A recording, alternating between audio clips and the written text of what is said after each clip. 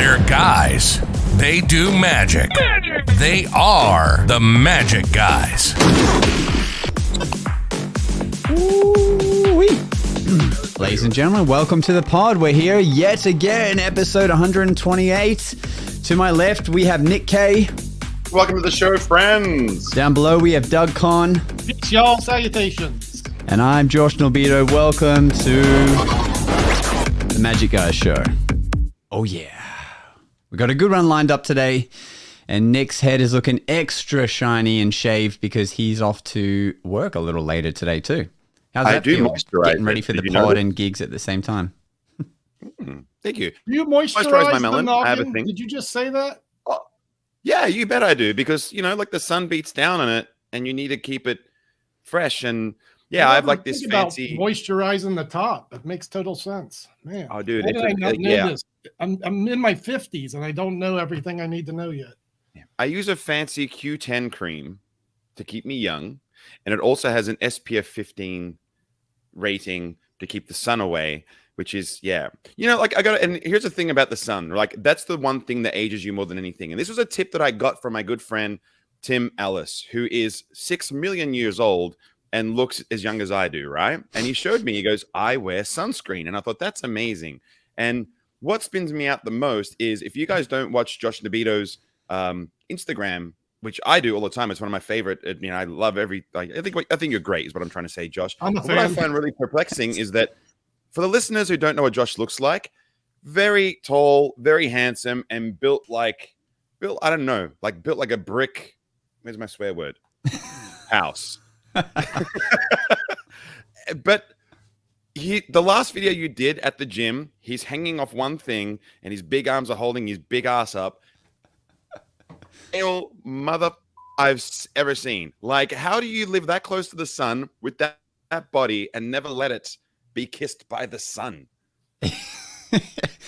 It's it's just my skin isn't made for the sun. It doesn't like it. So I just I'm like a vampire, Oh, I gotta plug this in. Yeah, you better plug that in. And it looks like you have to adjust the ISO. Because it just shines, like you just shimmer. You're kind of like Edward I literally have to put translucent powder on my face just so the light doesn't bounce right off it. When we're filming. But that, Doug, how have you been, man? I've been well, under exercised. Apparently, I've seen your recent Instagram videos and inspiring. Man, I'm a long way from taking off my shirt during a card trick, that's for sure. Thanks, Patrick. Patrick says, "Where's the parrot?" That's funny. Dude, the parrot's awesome. Where'd you get like the that parrot? Yeah. So the story with the parrot is this parrot has more followers than me on Instagram. It's its own social media presence, and it does events in Brisbane where it gets paid to be there at nightclubs and bars and stuff, so people can take selfies with this large macaw.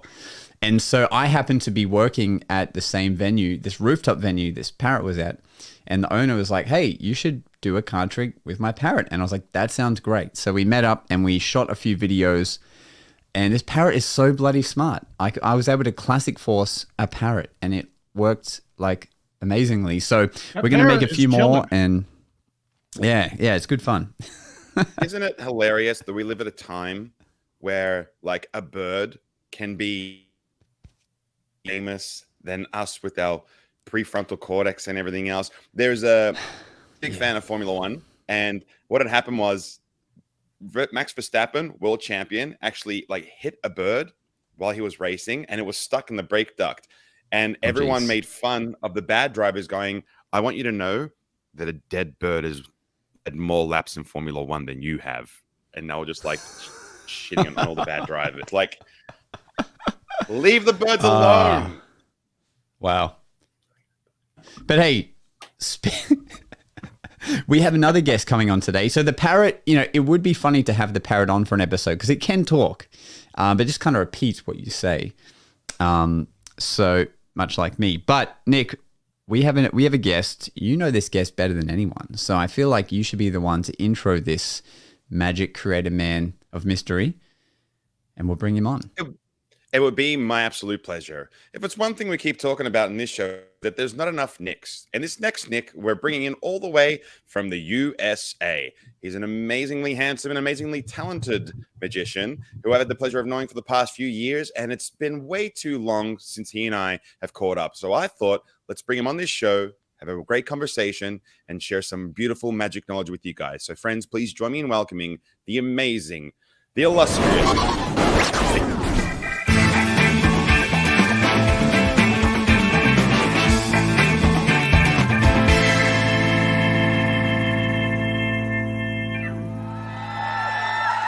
Nick Popa.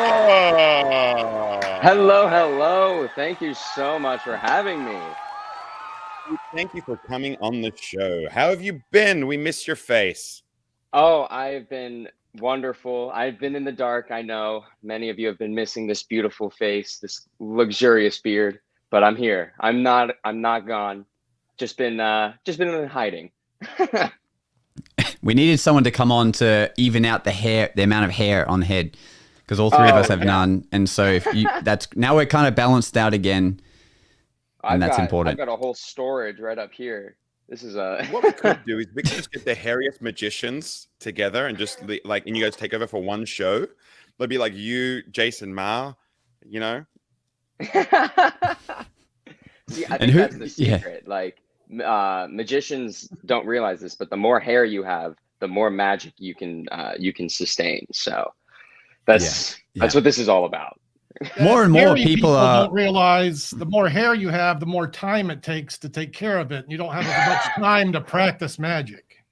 That is an absolute fact. You know? It takes way too long to take care of all of this. Time saver. Yeah. Unless you're Nick K with all the moisturizing and waxing and probably massaging and such. Speaking, it's funny. A funny thing about moisturizing. A little quick, like 10-second gig story. We do this thing called magic sports, and it's basically theater sports, but you got to perform impromptu magic. And we have to do a thing called quick tricks. So we had like a dozen magicians lined up, and you have like 10 seconds to perform a trick. One of the was a moisturizer, like a genuine pump moisturizer.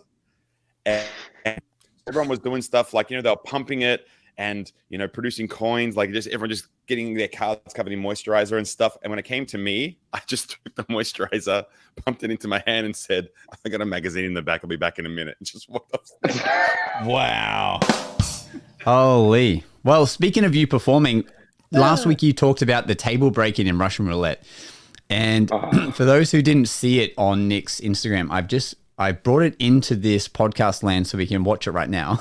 So this is what happens when you have a very enthusiastic Nick performing on a less enthusiastic table. 2, 3.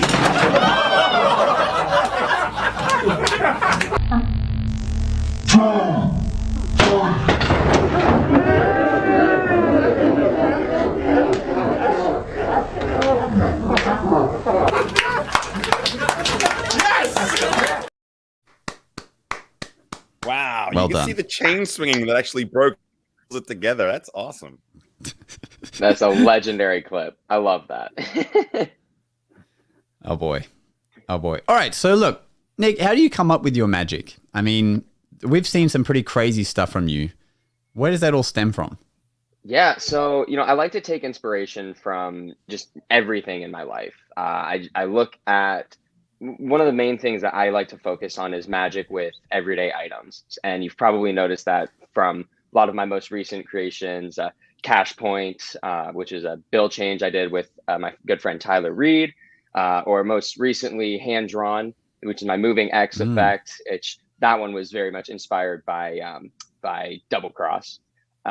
So the two ways I like to either create magic is I take an old principle. Let's say, something I've been working on is an adaptation to, or just my version of the pen through dollar. Everyone has their own, right? And there's some modern adaptations with, chapstick and keys, but I wanted to come up with something a little bit different. And the go-to has always been pen through dollar or key through dollar, chapstick through dollar, this through dollar. I thought, why is the dollar the medium here? And so I took out the dollar And something that I was playing around with the idea of was using AirPods.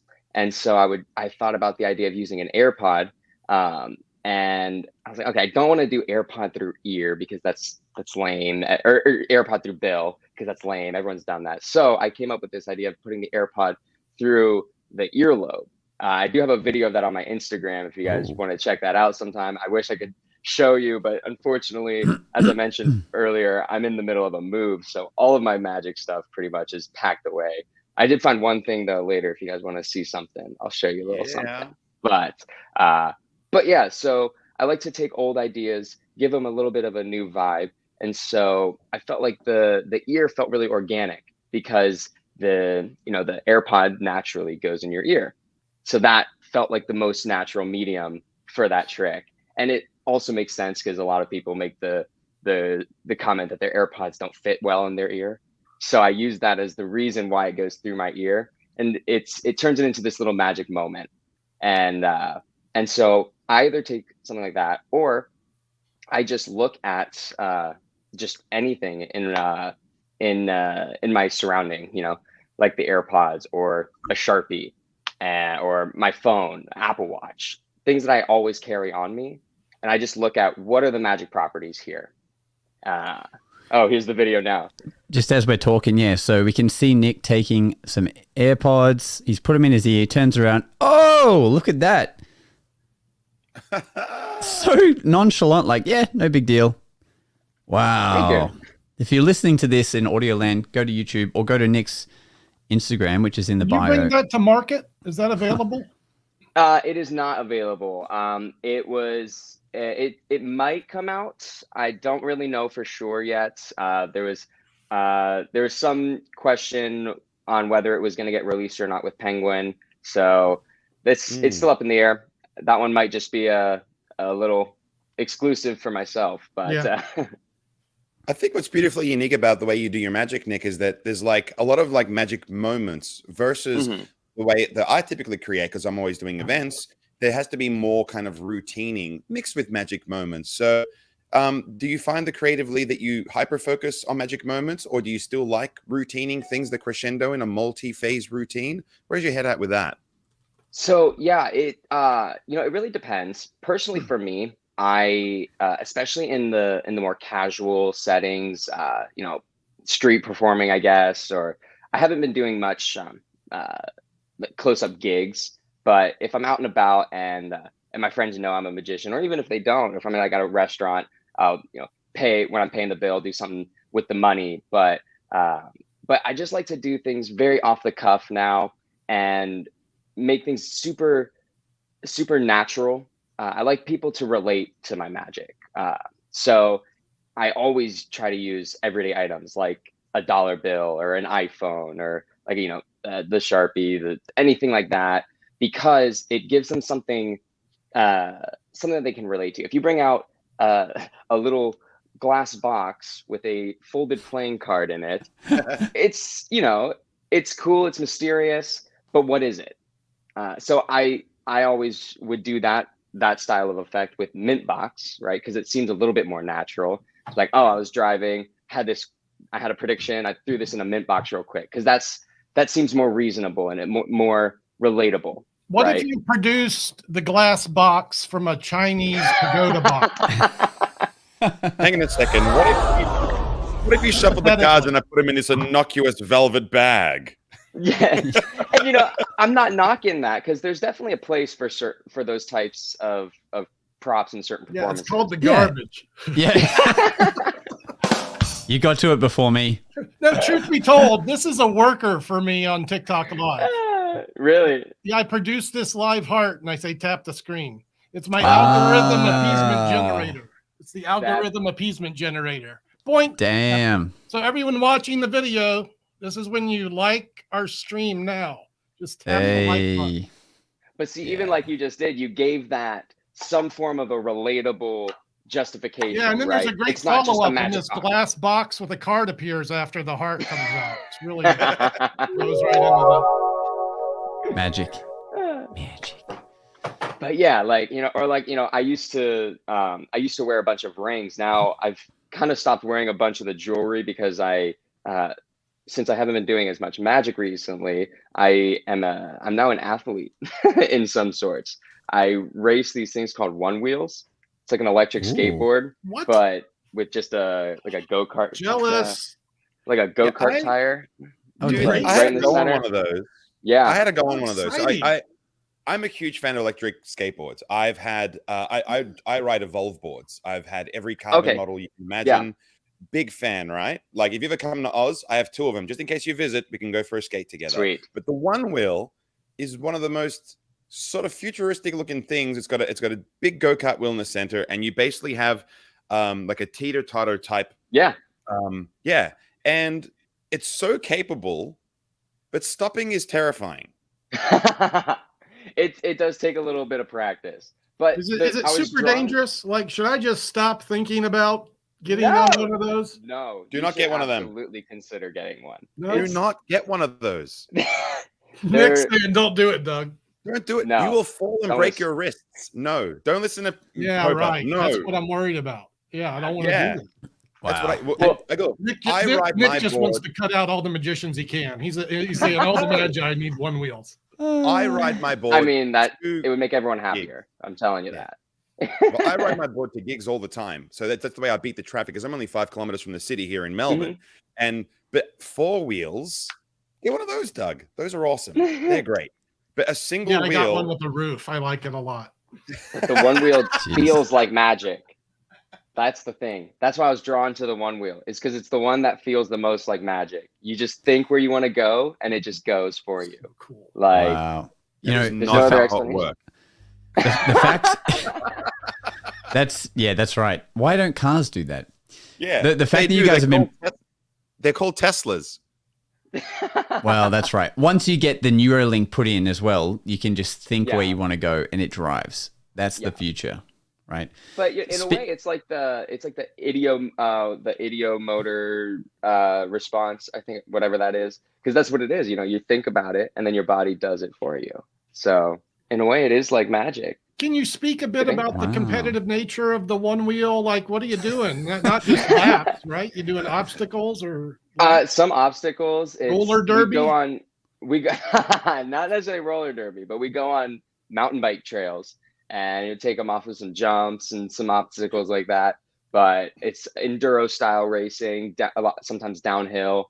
But it gets pretty intense because they go about like 20 miles an hour. Do you wear like full face and I'm padded up, like Yeah. I'm fully Yeah, wrapped good. in bubble wrap. Perfect. Perfect. At least my mom would love me to be fully wrapped in bubble wrap. Well, look, I'm a big advocate for that, because even when I go snowboarding, which I'll be going in August, I'm going to New Zealand. I actually Yeah. have like I wear downhill mountain biking gear so that if I take a tumble on the board, I can just bounce back and not be too sort of. what about performed that, the Nick? next Can I day. snowboard? Because I want to do that too. You think that's okay for me or not? I think that you should get a skateboard first and then do Look, that. man, Yeah. I grew up on skateboards. Oh, then you're Don't good to think I go. don't know a thing or two because I have been there.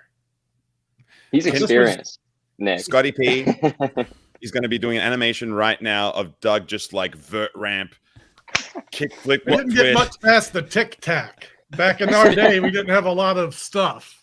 Speaking of Scotty P and speaking of us injuring ourselves, you guys brought this up yourself without even knowing. Scotty P actually sent in an audio question for us, which is very pertinent to this. So let me play this now. We can answer this question. All right. This is not so much a question, but rather a prompt for either of the Magic guys or their guest. Have either of you ever sustained an injury during a performance, but continued to push through regardless of the pain or discomfort you were feeling at the time? There you go. Thanks, Scotty P. Well, that just, helps us flow back into the conversation here. Yeah. Nick, Popa, have you ever injured yourself, kept performing? Injury. I can't say that I have had an injury per se. No. You just make it look like you've injured yourself by piercing your ear and Yes, right. stuff. Yeah, no, to be perfectly honest, I can't recall of any serious injury stories. No. What about, have you injured yourself while like making a gimmick or prop Oh. or something? Several several times, yes. There we go. These hands have many scars. Razor blade cuts, just because, when they say like don't cut towards yourself, it's precisely what you start doing is you cut towards yourself, slice your thumb off. So I've not sliced my thumb off. We've all seen that machine that's out now where it has the security stop where they put a sausage coming up to the blade and the blade disappears as soon as that's crazy. Mm-hmm. That's crazy. But I always they wonder need that for why. X-Acto knives. Yeah, that's right. But why do they only demonstrate that with a sausage? Like, aren't they sure about their product? Why not just, put a phalange in there or similar and see if it does the same thing? I think it might be because there is the still potential of a very small flesh wound, like a very tiny nick on the finger. So, which is not a severed finger, which is a win. There's a magic trick in there somewhere. Telling you. That's right. The thumb just pops off. Restore it. Yeah. Well, we know Doug's injured himself and continued performing because we've seen the footage. But is there another story that comes to mind, Doug? Or that's your main one? I wasn't even thinking about that one. Where I broke a rib doing the invisible deck. I've cut myself a couple times doing cut and restored, but usually when that happens, I'm on the street and I'm just like, show's over, so I don't really continue. But the thing that comes to mind is back in the day when I was fire eating, I was at a festival in Atlanta back early days of street performing, and I burned my mouth on the first day. But because the fire eating was such an integral part of my build, I kept doing it. And by day 3, I'll tell you this, after that festival, I didn't eat fire again. I just stopped. I was like, that will never happen to me again. And it was a learning experience. But that was the worst. Yeah, damn. Yeah. I've kind of slipped a disc like in between my shoulder blades doing the straitjacket escape in my earlier days. But that's like, not nice. That's only like during painful. performance. Yeah. Yeah. All that comes to mind for me is we've been doing showman and like I'd severely lost my voice, but I still had to do another show. So I just like tried my best to not talk the whole day and then power through it. And surprisingly, when you lose your voice, you can still beatbox really well. Like, in fact, it makes because I beatbox in my show a little bit, Nick. And it actually makes the bass better. Like when you're doing the pew, pew sounds, it's actually easier to do it, but you can't talk for shit. So it was kind of weird. It enhanced that, made the voice worse. I've definitely chemically burnt my hand a few times with flash paper because that batch was just particularly drier and faster. So it's just I've used a big bit, just gone, and then later I've been like, this sucks. But fortunately, I've never done anything that could go wrong and like really hurt me, because I always think anything that can go wrong will go wrong. So if it's something dangerous, it's eventually going to happen, right? The only thing I can think of close to an injury story would be I was doing a card catch and I didn't realize how close I was to the edge of the stage, and when I go to catch the card, I lean back and I totally just fall down the stairs of the stage. Oh, no. But I that catch counts. the card, so that's what counts. That definitely counts. And we got a few people in here mentioning theirs. So Bob Possible is, we've seen this one actually on video, I think. His flash paper bow tie didn't flash as fast as you would hope when it's right under your face. That one definitely sucks. I bruised my ego getting busted. Oh, okay. Well, that counts. That counts. Does count. The Christian Magician, I ripped a safety pin through my hand. Ooh.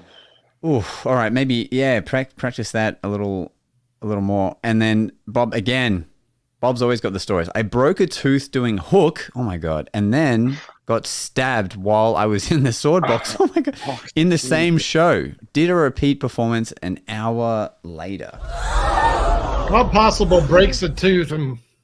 Whoa. Bob, you've chipped a tooth on our Zoom Hangouts before when you were doing a straitjacket escape. How many times has this occurred? Just a bit for him. It's just a bit he does. It's not even real. Yeah. You've got it. Oh. You bought the gap tooth from Vernay. The tooth tip. Yeah. Broken and restored tooth. Nick, I got an idea for a trick. Yeah. Broken The with the Vernay tooth Oh tip. yeah. Yeah. My gosh. Well, Well, good those are all pretty stories. good stories. Yeah. Should we just segue into our actual segment? I think you smell what I stepped in.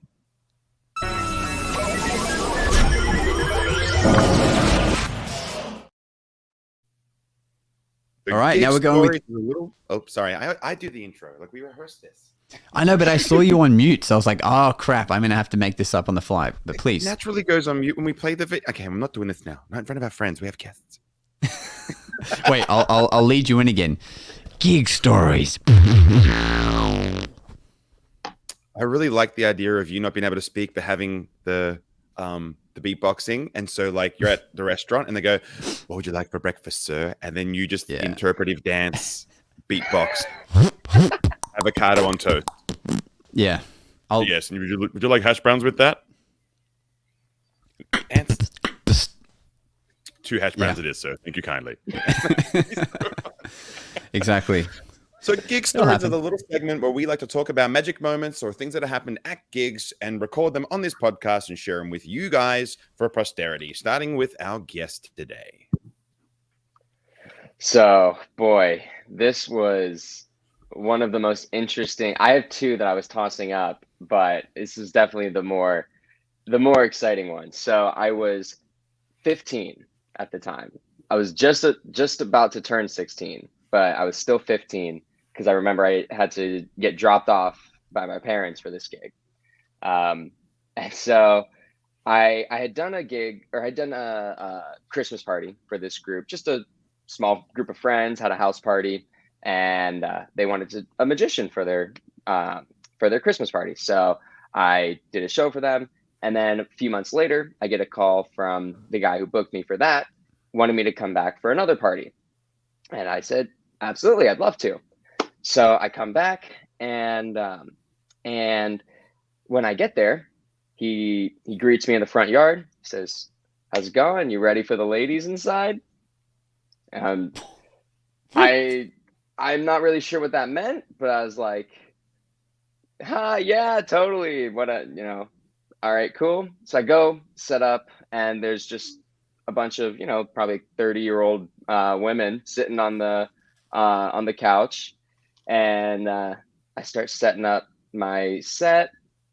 And keep in mind, I'm like 15, so my show is not the greatest, but I'm setting it up, and then I get ready. I'm like, all right, ready when you are. And the ladies go, "Hey, Kara, guess what we got for your bachelorette party?" And I'm like, no, a 15-year-old. What? And she goes, "Guys, I told you I didn't want a stripper." And she looks over and is just jaw on the floor. That's a child. And now I'm here about to do a magic show for a bunch of women who are expecting a stripper. Whoa. So so naturally I start off the show with dress code. Oh yeah, of course. Right. So I do dress code, and later I'm doing another trick, and my dress code gimmick gets caught on my table, and it pulls it down.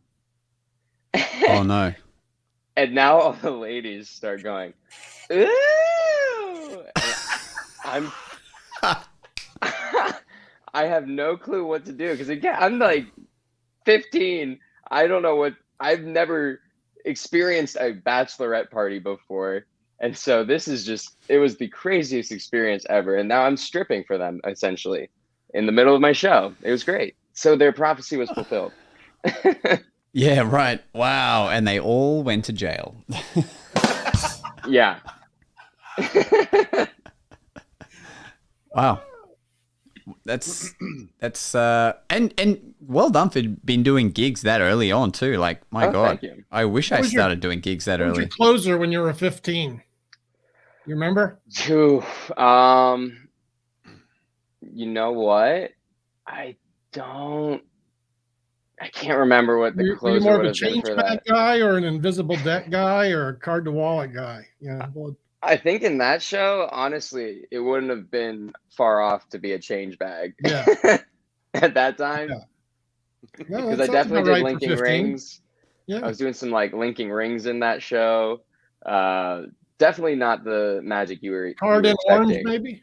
Bill and lemon? Maybe something like that. I think I did Yeah. do Nut Dropper by Matthew Wright. Mhm. Great trick. That's a good trick. That is a great one. Yeah. Well, look, it didn't stop you doing gigs, so that's the main thing. Definitely not. All right, Nick, what's your Nick number 2? Nick K, Australian K, Nick, you. Aussie Nick. Yeah.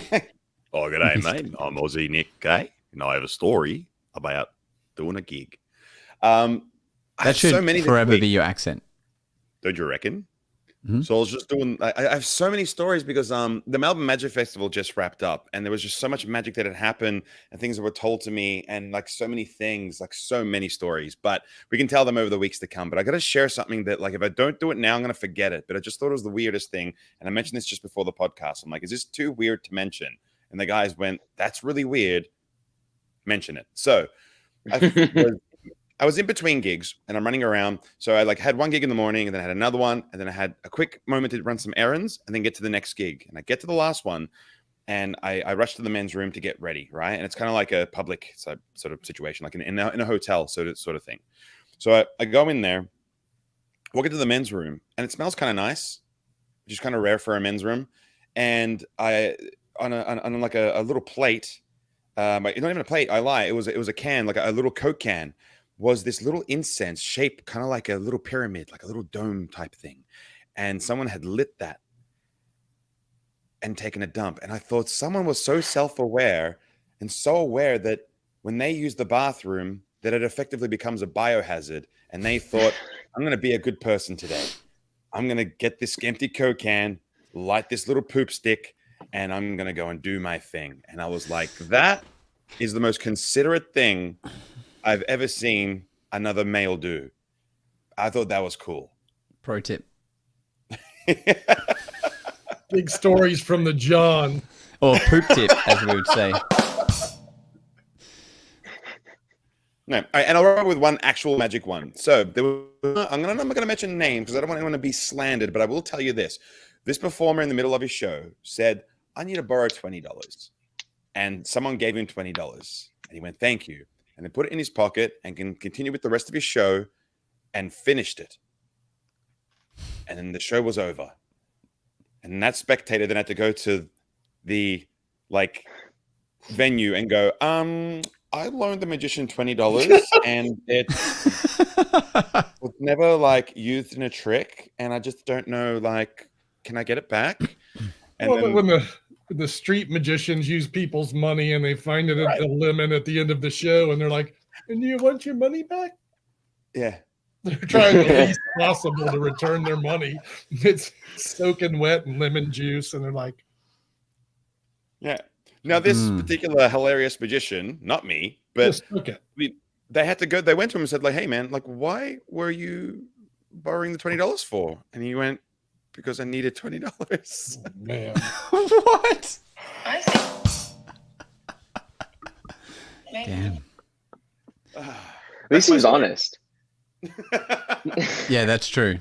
That's true. Josh, Jeez.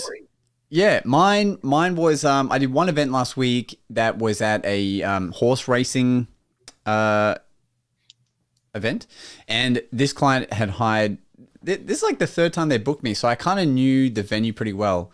But they hire out an entire marquee right next to where all the races are happening, and so this time, being the third time, they're like, "How about this time you do like a 40-minute show for everyone, like when there's a gap between races?" And luckily, knowing what we know about doing shows and what you require, I was like, absolutely no way in hell, because it's so loud. You share that marquee with another event. There's no stage. And people are drinking, so definitely not. But maybe we do 5 minutes. I'll do a quick thing to introduce myself. They're like, okay, cool. So I'm like, this is how much space we'll need. If we can get a small riser, great. They said they'll have a microphone for you. I'm like, okay, great. I'll use my lanyard holder, mic holder. Great. But I'm just counting on none of this happening. So I'm like, what is the fastest magic I can do in front of the group? Anyway, get to the show. All of that goes how I thought it might. People have moved and stuff, so there's no area where the stage was going to be. The microphone is actually a karaoke box, and it's only a meter long cord, so you can't actually use that, nor would people hear it. And you've got the other event like blaring on right next to you. So I'm just like, look, let's just go. Let me just get this out of the way, and then I can do roving for the rest of the event like we'd planned, and it'll be great. So they all quieten down for the boss, and then I literally just grab a chair, put it as close to the first table as I can. I stand on this chair and I do like a wine porter production. I borrow someone's money and I do built a yarn, and then I'm like, that's it. And then we just, and it ended up being fine. And I'm just yelling at the top of my voice without, doing any vocal frying. But, it never ceases to amaze me that these things still happen. But fortunately, it could have been so much worse. I could have planned to do 40 minutes and like had the worst experience of my life, So that was fun. The other thing is, got to do magic with a parrot this last week, which is super fun because they're really intelligent. And you may have seen some of those clips on my Instagram. There's going to be some more. So right now I'm like coming up with magic that a parrot. That bird is money, included. man. That's inevitable virality. I know, right? It really is. I think I got to find the right, the first video I made, it was more about the bird reacting, and it did react, but I think I got to push on that more than me trying to be the showman. Like, hey, watch this. I really got to make it that kind of clip where the monkey reacts to the ball vanishing, I need like that kind of similarity with the bird, with the walnut vanishing. Yes. So I got to think on that. But those are my two sort of notable stories of gigs and one thing I will say week. about like the dreaded karaoke box, it's been at so many events. Like you go to these gigs and they think that like we've got music and we got everything is great, like cool, and then you rock up. And I remember doing this one gig at a place called Orange, just over the border, like out in country New South Wales. Effectively, I think it was just over the border, Orange. But I remember it well because it was like, I think it was like an old beat up jukebox, but one that you would buy from like Aldi or Kmart or Target or something of that nature, right? And I remember it so well because there was 3 songs on there and they used it for like the background music all night. And so all night I just kept hearing Livin' La Vida Loca, but just the karaoke version. So you'd be sitting along doing your thing and then you would just hear upside, inside, up. Oh, and I think he's cut there. Nick, are you still with us? Multiverse. Nope. Yeah. I am. Oh, sorry. Oh, goodness. I was just saying, yeah, that the song's jumping in and out. Sorry, that should be plugged in. Let me sort that for you. Anyways, yeah, good to know. I think it's just poetic that it cut out when he tried to sing La Vida Loca. So I think it's a good thing for the listeners. Yeah. Doug, did you give us a story? I didn't. I was thinking earlier today, what gig story am I going to tell the guys? I tried to think of something interesting. I did a flashback to the day I'm working a magic shop. In the 90s, I'm running this joint. Who comes in the door? Nicolas Cage and his girlfriend. End up buying a couple tricks. Sold Nicolas Cage a couple tricks. Next day, his girlfriend comes back, buys more for him because he loves the magic so much. Oh, this story continues where, let me see if I can get a close up. I was watching this movie today. I said, can I get a clip of this? Hey, father, pick a car. So in this movie, I just got a text.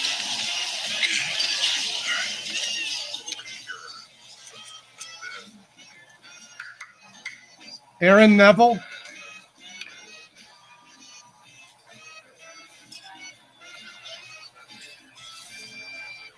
Second car?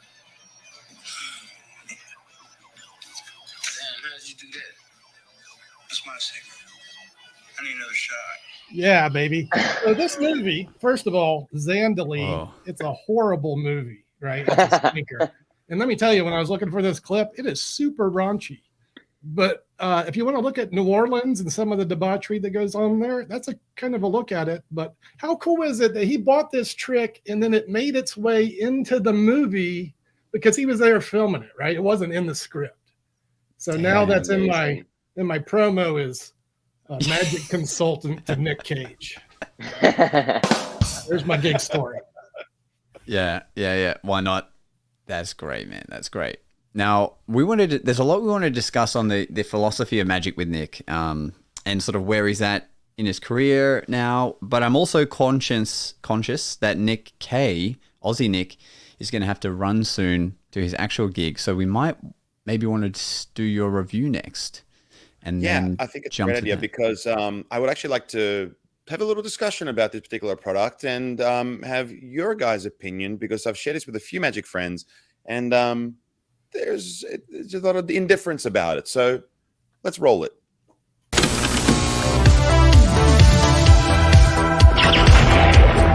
Hyper Magic product review. So, friends, have you ever wanted to perform the world famous and super dangerous bullet catch in which a magician is shot at by a spectator and you catch the bullet in your hand? You can finally do that without dying using this amazing new trick released by Julio Montoro called Foam Catch. For those of you who aren't aware what it is a Nerf gun with a foam bullet, which you have signed by a spectator in the audience. You then give that bullet to another spectator on the stage. They put it into a Nerf gun, they spin the barrel of the gun, and then they shoot you until the entire contents of that Nerf gun is now empty. And in that process, as the bullets are flying past you, you catch the signed bullet. And without a single switch, you can show it is the spectator's signed bullet. Super cool trick. Now, what you get with this trick is you get everything in a single box, which is necessary because it's engineered to be formed out of a case. And not every magician has a case, but thankfully, the box is sizable enough that you can actually perform everything directly out of this cardboard box. You get a gimmick toy, some foam bullets, you get safety glasses as you're having things fired at your face, and you get a couple of secret bits in there in order to be able to achieve the effect.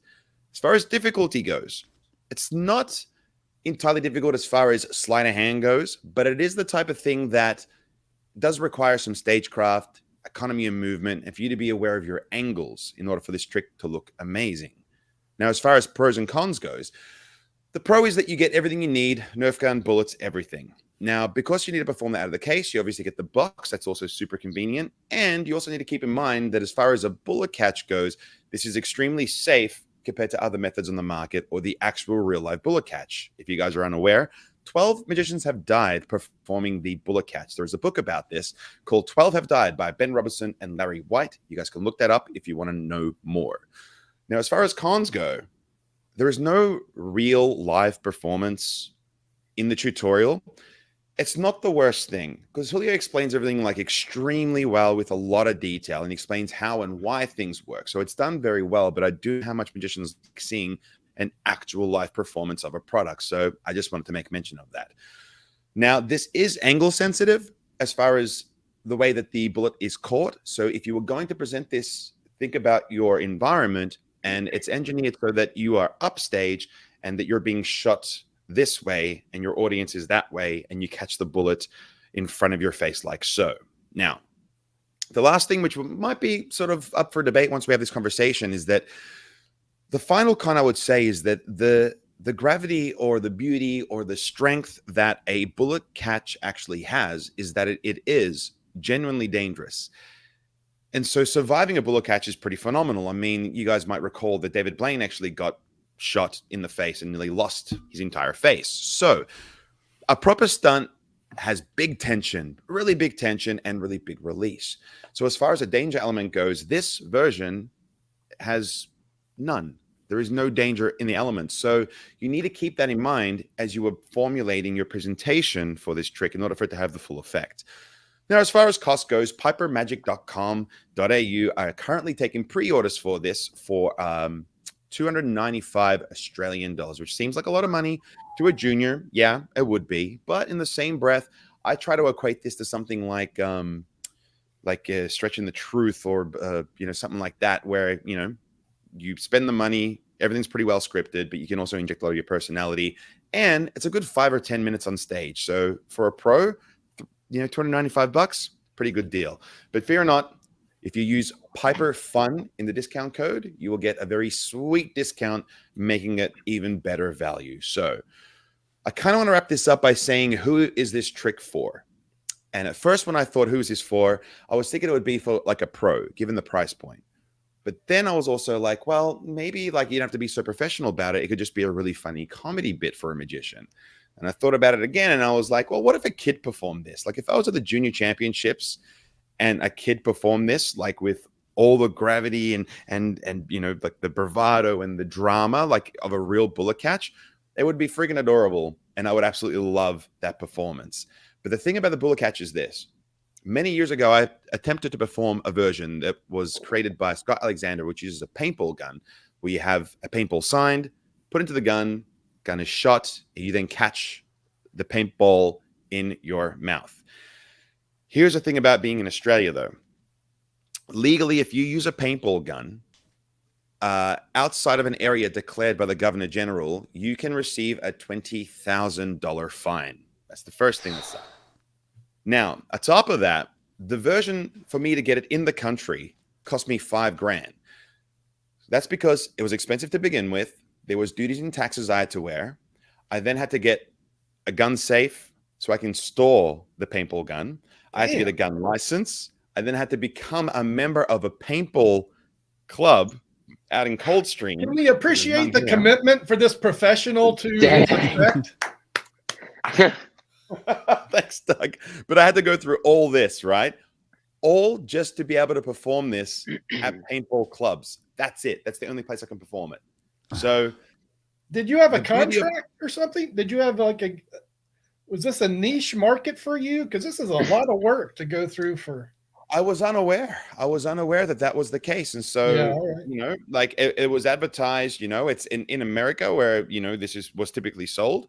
It was something you could do quite frequently, you know. I mean, but in America, you go buy a paintball gun at Walmart on the corner, you know.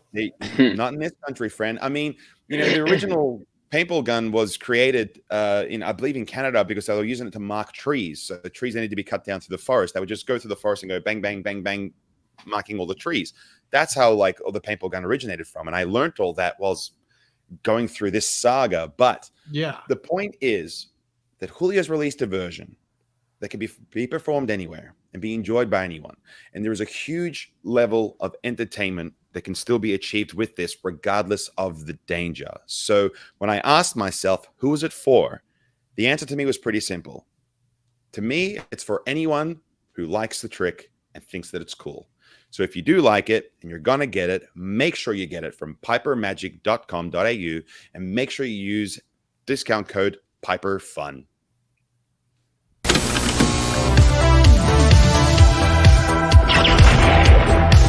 Piper Magic product review. Quick question. So that's obviously never something I've had experience with, but Doug or Nick, have you guys explored bullet catches? In New Orleans on a semi-regular basis. Is there any live footage performance on this project that shows him demonstrating this effect for an audience? Yeah, there is a link. So the full review of this is released on my channel, and we've got the links on the website as well. So you can go scope out on Piper Magic. If you look up foam catch or click on the link, you will see a trailer performance of it being done. It looks great. I mean, the catch is quite magical, but that's why the angles are a bit, sort of tentative. But I'll the check thing it is out. that, well, I wanted to sort of pose this to the group because it's like, is it less good because there's no danger in this effect? Like the very fact that, I mean, like if we were in the same room right now we would be able to shoot bullets at each other, and I'm sure out of like the 50 I shoot at you, I guarantee Nick Popa will catch one of them without question. He's an athlete. You know? And so like, what do you think, Nick? Like, is it less magical because it's less dangerous, or, you know, is it a stunt? What is it like? Is it muddying the waters? What do you think? So to be honest with you, when I saw this one, I didn't know what to think about it at first. And I still don't really know if I have a true opinion on it yet, because I know personally as a young magician growing up, I used to just do that. Like I used to joke around with my friends and genuinely catch Nerf bullets. So like that in and of itself is a very doable thing for just about anyone to do. And then on top of that, you might be able to answer this, Nick, being that you've watched it and reviewed it and whatnot. Do you have to sign it on the tip of the bullet? Because in all the demos, that's how he signed it. It's signed. Correct. So Yeah. another part to that is, in that style of gun, you can see all the tips of the bullet. And if you can theoretically catch a bullet already, all it is a timing game. You're watching when the bullet gets to the top and then you catch it. I know obviously that's not the method here, but to me, as a thinking of this, as trying to think of it as a layman, that would be the most logical guess that I'd have, you know? So I'm thinking this effect, because it doesn't have the element of danger, if you want to perform it, becomes a demonstration of skill. And so you just play that up where you're like, we're going to do our hand-eye coordination, fire, got it. And, you know, you just treat it as it should be instead of magic.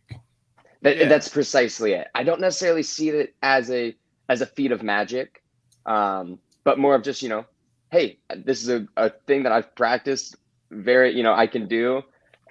Maybe if you did with his, if you could do it blindfolded.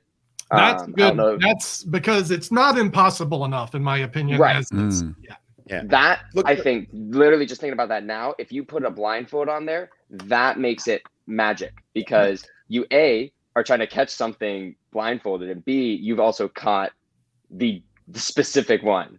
So there's a lot of ways you can personalize this to inject your own type of presentation. I mean, you could probably, if you thought about it just enough, make a version of this in which you could catch it in your mouth. You genuinely could. I have a method. I have an idea. Like, if you think about it enough, you could take this, extend it, push it a little bit further. Like, there is room for you to make it entirely yours. Okay. I like Scotty's idea. Food the for other thought. bullets have pins in them. Jeez. Now we're going to school. Now it's becoming violent. Yes. Now you have a $5,000 Australian fine. What a great review, though. What a great review. Hey, Nick, do you want to share? You said you might have a piece of magic for us. Did you want to? Is that something you have? Yeah. Tricks. You're able to share? Tricks. Yeah, I thought. Then I'd love to get your because then I'd love to get your thoughts on magic, and so this would be a great lead into that, I think. Yeah. Are you ready, Nick? So you need a minute? Yeah, no, I'm right here. So I Wrong Nick. Bring this down here. Woo. So. Well, don't mind my messy floor, by the way. We're trying to get that out. It's all misdirection. Yeah, right. So I'm gonna draw something on my hand here. We'll draw a little shape. Just a little X. Now, if you take that X, you can make it start to manipulate across the palm, which is pretty cool, pretty freaky. Right. Now that's just a cute trick, right? You can take it a step further and pluck it clean off, and then move it up the arm, and that is just a permanent X right there. Cap that up, and that is my my newest release to the market, hand drawn. So I thought I would share that with you, since it was about the only thing that I could find real quick. But yeah, so anyone doing double cross, you can add this to that? Is that doable? Precisely. So this is the reason I came up with this, is because I wanted to make double cross different. Double cross, as every magician knows, is basically every magician's go-to, and and I love it just as much as the next magician. But I mean, at this point, it's becoming like even laymen know the trick. Oh, you're doing the X trick, and so. For that one person that I might run into, or a couple people, but for those couple people that maybe I ran into and they've already seen this trick before, I wanted something different. And so I had the idea of this. I'd previously been working on some just moving ink style effects, and then, you know, with double cross, this just matched perfectly. And it kind of happened purely by accident, because the original method I had, I realized wouldn't work, so I pushed the idea away. And one day, when I was just building gimmicks at Penguin, I was talking to my buddy Seth, and there was a small little piece there that looked like a little black dot. And I originally was doing it with a dot, and I started moving it around. I was like, oh, that looks really good. And so then I changed it to the X, and eventually tied it in with double cross. So now I'll initially stamp my spectator, and then rather than pulling out the double cross marker, I'll just pull out my hand drawn gimmick. Wow. Start off with this, pluck off the X, and then you can cleanly toss it, and your hands are shown clean. And then all the heat is now on their hand. You put your marker away. No one cares about it because it wasn't part of the trick anyway. It was just there to. Where do we find this beautiful thing in the Thank wild? you. Yeah, you can find it on Penguin Magic, or actually, yeah, I think it's exclusive to Penguin Magic. But yeah, I think it's $30-$40 maybe, $40 I think. Yeah, So- I'm sold. I think you just that demonstration just sold it to like all 20 Oh, viewers. thank you. You know, And, you know, I just it's- saw that. It is also customizable right out of the box, so you do have to do a little bit of setup once you get the gimmick to make it work. But it allows you to choose. It comes with 3 different shapes. So if you don't necessarily want to do it with double cross, you can also do it with a dot, or it comes with a heart as well. So Wow, that's awesome. so yeah, it allows you to make it fit your performance style, and it also comes with all the necessary stuff to repair it if you ever do damage it, and the safety, the carrying case and whatnot to keep your gimmick safe while it's in your pocket, so it doesn't get damaged by other things in there. I really tried to take everything into account with this one. And you know, if any magician was like, oh, but what about this? I have an answer for it. It's all in the download, and it's all there. So it's one of my favorite creations I've put out. That's amazing. And now I think it's a perfect segue, because you've created such great magic for the magic community, but it's something that you mentioned to us before the pod that you're sort of moving on from, or stepping aside from for the moment. Do you want to talk about that and what you're sort of leading into more now? So since I was 12 years old, I've been creating and releasing original magic. And originally, and still to this day, the reason I've created magic has always been because I love the art, and it is really cool to see other people performing my magic. And I've always wanted to just advance this art any way I can. And when it came down to it recently, I've been thinking about my magic, and I definitely create my magic for a specific style, and that style is perfectly tailored for my performing.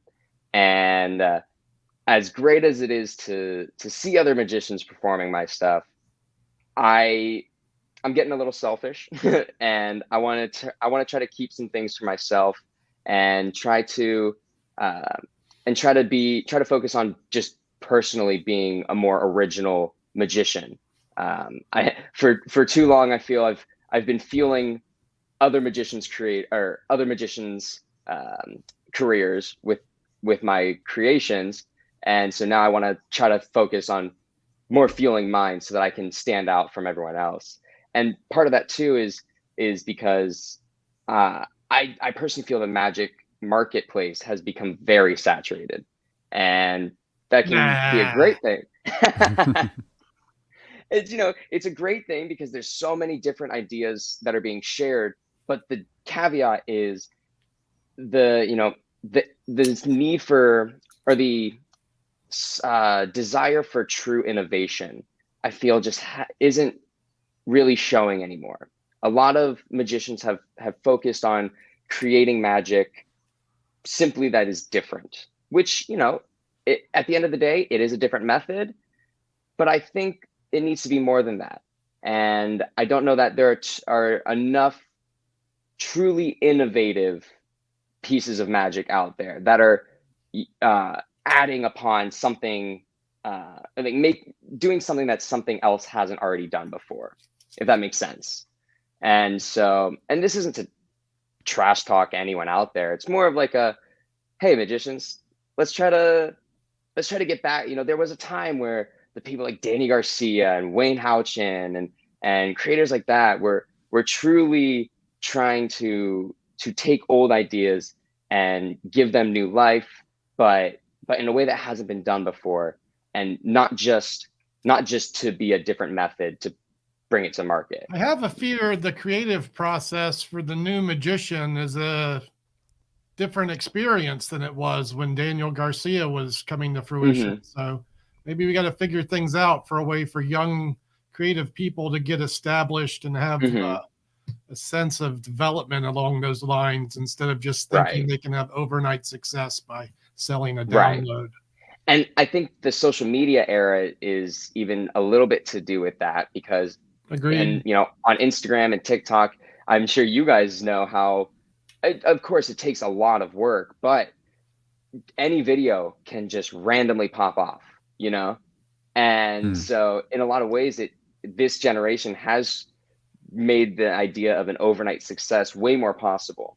And so I think the biggest thing that I want to help prove is that not everything needs to be a marketed effect, because like one of the creators I admire the most is Tobias Dostal. I think he has some of the most truly innovative magic right now. Oh yeah. And yet Silhouette, I have that in my drawer. It's incredible.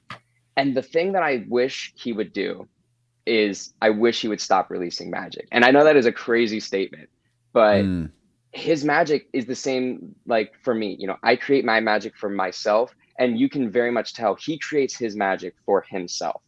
And sharing it with the rest of the community is very much just a treat that he's giving out.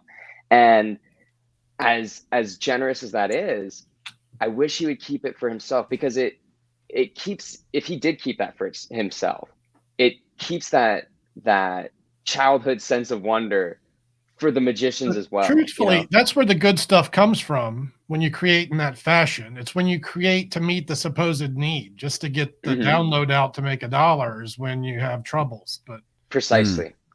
And I've had conversations with magicians, and I won't name names again to throw them under the bus or anything, or to badmouth anyone, but I've had magicians with or conversations with magicians that I respect as creators, and their mindset has genuinely become, oh, well, if I create this many tricks and put this many tricks out on the market, I'll make about this much and I can make a living.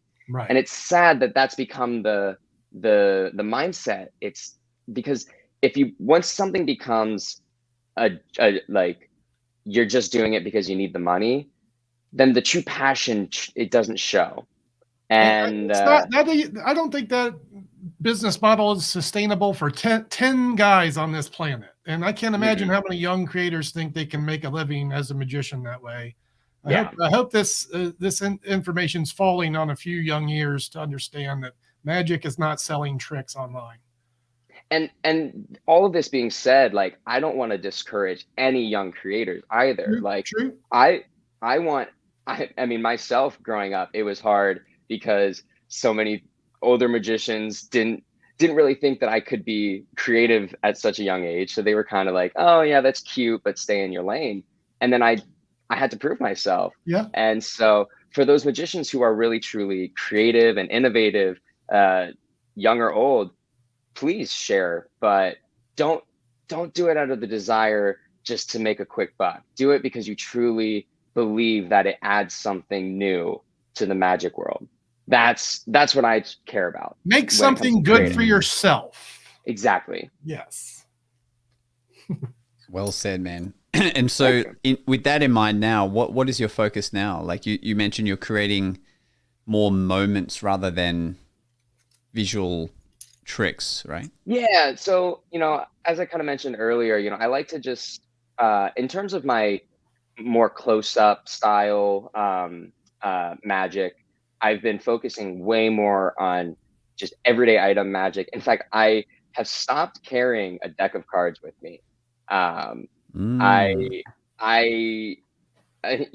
think card magic is great, and there is wonderful card magic out there, but I personally have this belief that if you focus only on card magic, it's a bit lazy. and I know that's like a very bold statement, but it's been shown now by a number of magicians that magic is all around us. And so when I'm out and about, I think it's way more powerful to pick up a napkin or a soda can or a golf tee, something that's just in your surroundings, and do magic with that.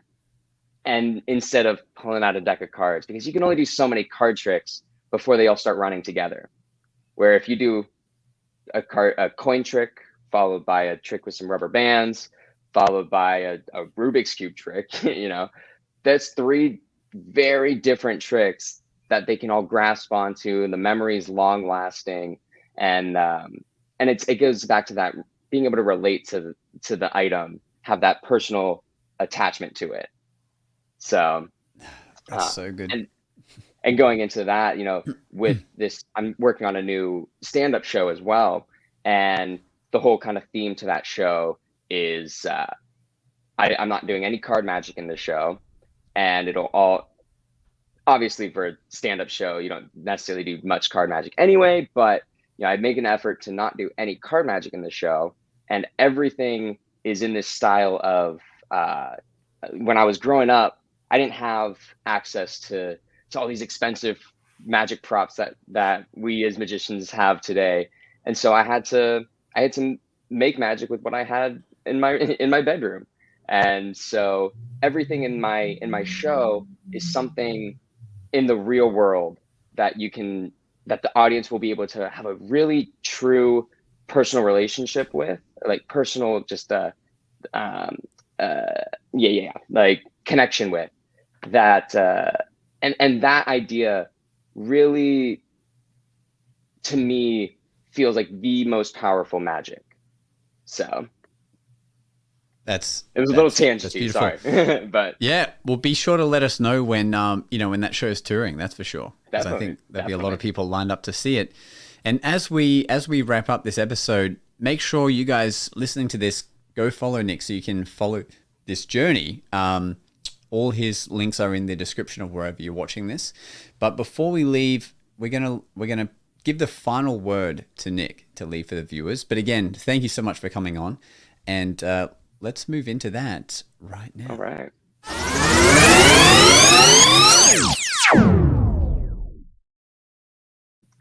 Ooh, spotlight is on me. Well, my final word for the viewers is, don't be afraid to be yourself. I know that sounds very cliche and generic, but it's something that I truly have been trying to live by recently. When it comes to the magic, don't let any standards or any social standards try to put you in this frame. If you have a different belief about something, stand for it. Like, be different. I feel like magic creates one too many copycats out there, and I think we as a whole need to all start coming together to be different, to accept our differences. So be creative, be different, be yourself. Yeah. Thanks for listening. It's time for us to disappear now. But we'll see you again on the next episode of The Magic Guys.